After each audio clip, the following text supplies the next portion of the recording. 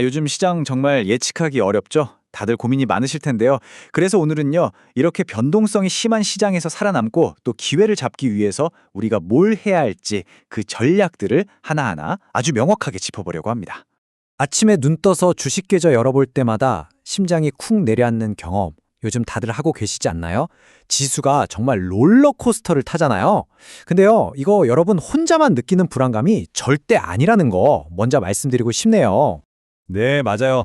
여기 나온 말처럼 특히 투자를 시작한 지 얼마 안 된 분들이라면 이런 시장 정말 버티기 힘들게 느껴지실 거예요.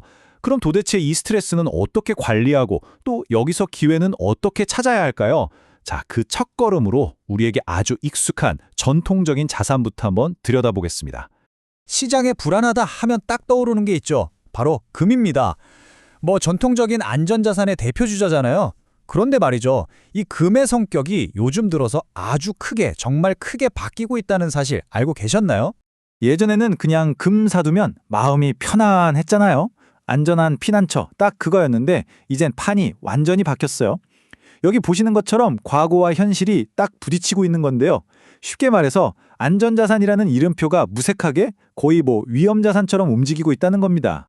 아니, 그럼 도대체 왜 이렇게 된 걸까요? 자, 몇 가지 이유가 있습니다. 첫째, 전 세계 중앙은행들이 정말 어마어마한 양의 금을 사들이고 있어요. 월 70, 80톤씩 말이죠. 둘째, 개인 투자자들이나 ETF를 통한 수요도 엄청나게 늘었고요. 자, 수요는 폭발하는데 공급은 그대로잖아요. 그러니까 당연히 금값이 확 뛰었겠죠. 근데 여기서 재밌는 일이 벌어집니다. 막상 전쟁 같은 진짜 위기가 닥치니까 사람들이 현금이 필요하잖아요. 그럼 뭘 팔까요? 그렇죠. 가장 수익이 많이 난 금부터 팔아치우기 시작한 겁니다. 이게 바로 금이 예전과는 다른 새로운 성격을 갖게 된 핵심적인 이유입니다. 자, 이렇게 전통적인 방패였던 금마저 흔들리는 상황이라면 우리는 어떤 대안을 찾아야 할까요? 그래서 요즘 시장에서 아주 주목받고 있는 현대적인 방어 전략이 있습니다. 바로 커버드 콜이라는 건데요. 커버드 콜? 이름이 좀 어렵죠? 근데 원리는 생각보다 간단해요. 제가 어떤 주식을 가지고 있는데 이 주식이 한 달 안에 막 10%씩 폭등하진 않을 것 같아 라고 생각하는 거예요.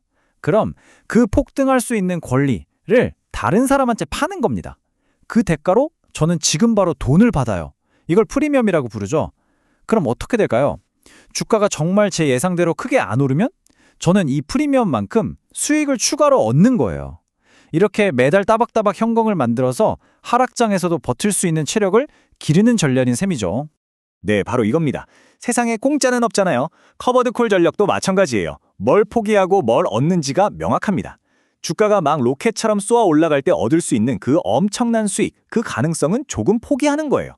그 대신에 멀었죠? 네, 매달 꼬박꼬박 들어오는 안정적인 현금, 바로 프리미엄을 얻는 거죠. 그러니까 대박의 가능성을 안정성과 맞바꾸는 아주 현명한 거래라고 볼 수 있습니다. 좋아요. 그럼 커버드콜 ETF 아무거나 고르면 될까요? 절대 아니죠. 딱 두 가지만 기억하세요. 진짜 중요합니다. 첫째, 그 ETF가 어떤 자산을 담고 있는지, 즉 기초 자산을 봐야 합니다. 장기적으로 계속 성장할 거라는 믿음이 있는 그런 튼튼한 자산이어야 됐죠. 둘째, 옵션 전략을 확인해야 합니다. 이게 무슨 말이냐면 주가가 올랐을 때 나도 어느 정도 수익을 같이 누릴 수 있게 현재 가격보다 좀 더 높은 가격에 팔 권리를 파는 그런 상품을 골라야 한다는 거예요. 이렇게 해야 상승의 단맛도 어느 정도 맛볼 수 있는 더 현명한 선택이 되는 거죠. 자, 지금까지는 어떻게 내 자산을 지킬까 하는 방어적인 이야기를 좀 해봤는데요. 이제부터는 분위기를 확 바꿔보겠습니다. 이런 혼란스러운 시장 속에서도 오히려 더 공격적으로 성장을 노려볼 수 있는 분야가 있거든요. 오늘의 하이라이트, 바로 드론 섹터입니다. 자, 이 그래프 한번 보세요. 이게 말이 되나요? 최근 3개월 동안 S&P 500 지수는 마이너스를 기록하면서 빌빌거렸는데 드론 관련 ETF는요?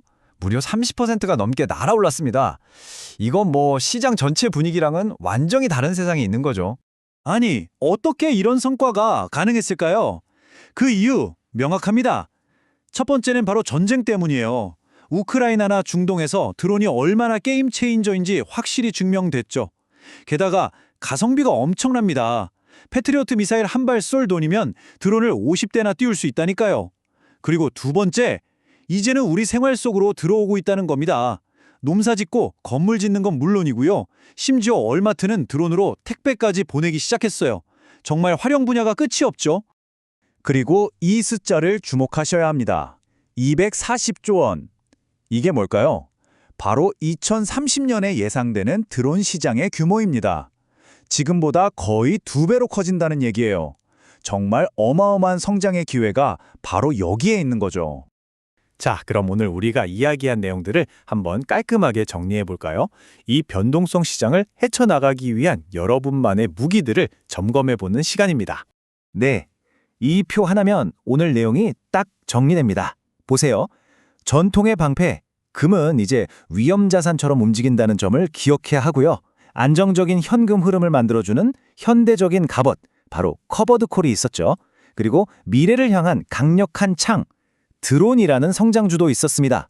가장 중요한 건 뭐다? 이 세 가지 무기를 내 상황에 맞게, 또 시장 상황에 맞게 어떻게 조합해서 쓸지 그 전략을 짜는 겁니다. 결국 핵심은 이거예요. 그냥 이 힘든 시장을 이 악물고 버티는 게 목표가 아니라는 겁니다. 오늘 우리가 살펴본 것처럼 시장이 어떻게 변하고 있는지 정확히 이해하고 나한테 맞는 무기들을 잘 활용해서 어떤 파도가 와도 흔들리지 않는 그런 단단한 전략을 만드는 것, 그게 진짜 우리가 해야 할 일입니다. 자, 그래서 마지막으로 여러분께 이 질문을 한번 드리고 싶습니다. 지금 이 시장에서 여러분의 투자 전략은 방어의 무게를 두고 있나요? 아니면 공격의 무게를 두고 있나요? 오늘 이야기 나눈 것들을 바탕으로 나만의 균형점은 어디일지 한번 깊이 고민해 보셨으면 좋겠습니다. 바로 그 고민이 성공적인 투자의 첫걸음이 될 테니까요.